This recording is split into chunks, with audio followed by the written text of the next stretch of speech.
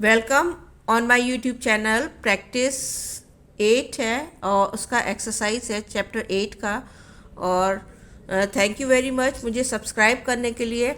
जिन बच्चों ने सब्सक्राइब नहीं करा है प्लीज़ मुझे सब्सक्राइब करिए, क्योंकि एनसीआर के बच्चे बहुत सारे हैं और जिन्होंने मुझे सब्सक्राइब, मेरा देखते हैं चैनल लेकिन मुझे सब्सक्राइब नहीं किया और अभी मेरा टाइम कंप्लीट नहीं है। प्लीज़ ज़्यादा से ज़्यादा इसको शेयर करें ताकि ये मेरा टास्क जो है टाइम कंप्लीट करने का टास्क वो भी कंप्लीट हो सके।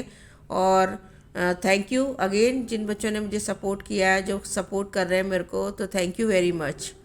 क्वेश्चन 10 केस बेस्ड क्वेश्चन है। Road C D A Q and B M cross each other at point Q.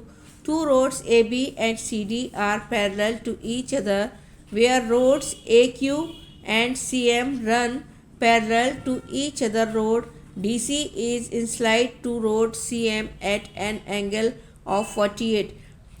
Based on above information, following the questions. AB और CD पैरेलल है और AQ और CM ये दो line parallel है और ये दोनों लाइन आपका पैरेलल है। फर्स्ट क्वेश्चन में फाइंड मेजर ऑफ एफ का फाइंड करना है, मेजर इसको फाइंड करना है।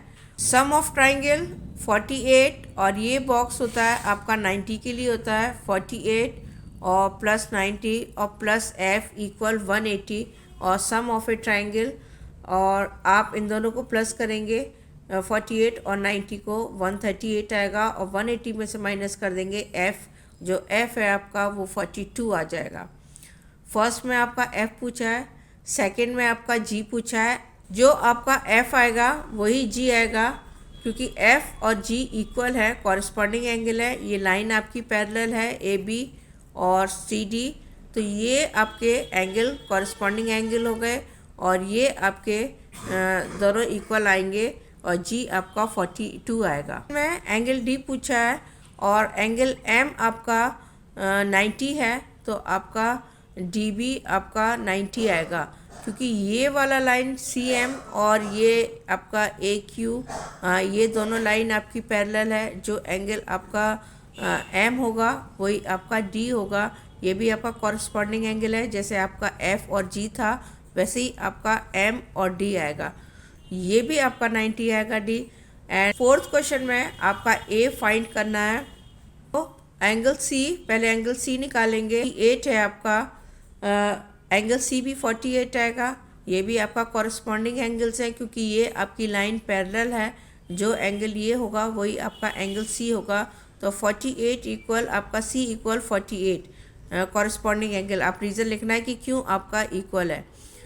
ये आपका सी आपका 48 है और ये आपका ए भी आपका 48 आएगा, क्योंकि ये आपके ऑल्टरनेट एंगल है। Angle M equal angle D, D आपका 90 आ गया, कॉरस्पॉन्डिंग एंगल हो गए।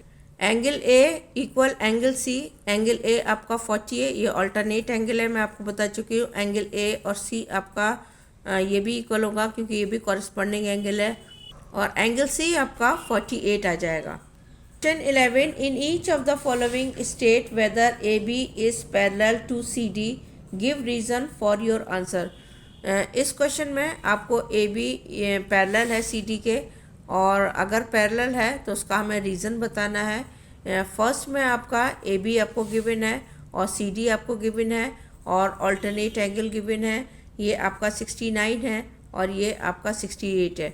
और जब लाइन पैरेलल्स होती हैं और उसमें ऑल्टरनेट एंगल इक्वल होते हैं और ये ऑल्टरनेट इक्वल नहीं है, इसलिए ये लाइन पैरेलल नहीं है। इसका आंसर नो आएगा, तो नो आपका रीज़न है alternate angles are not equal, तो इसमें ऑल्टरनेट एंगल्स इक्वल नहीं है। क्वेश्चन में आपको ये जो एंगल दिए हैं 94 और ये 94, ये कॉरस्पॉन्डिंग एंगल नहीं है और फिर भी ये आपका इक्वल दे दिया है। कॉरस्पॉन्डिंग एंगल आपका यहाँ बनता और तब ये आपके इक्वल होते, और एक आपका ये दे दिया है और ये आपका एक अनदर बाहर की तरफ दे दिया है, तो ये आपका नो में आंसर आएगा, ये कॉरस्पॉन्डिंग एंगल नहीं है। नेक्स्ट आपका को इंटीरियर्स एंगल है, ये आपको को इंटीरियर्स एंगल दे रखे हैं और इन दोनों का अगर आप सम करें तो 180 आता है। ये राइट है, ये आपका पैरेलल है, क्योंकि को इंटीरियर एंगल्स का जो सम है वो 180 होता है।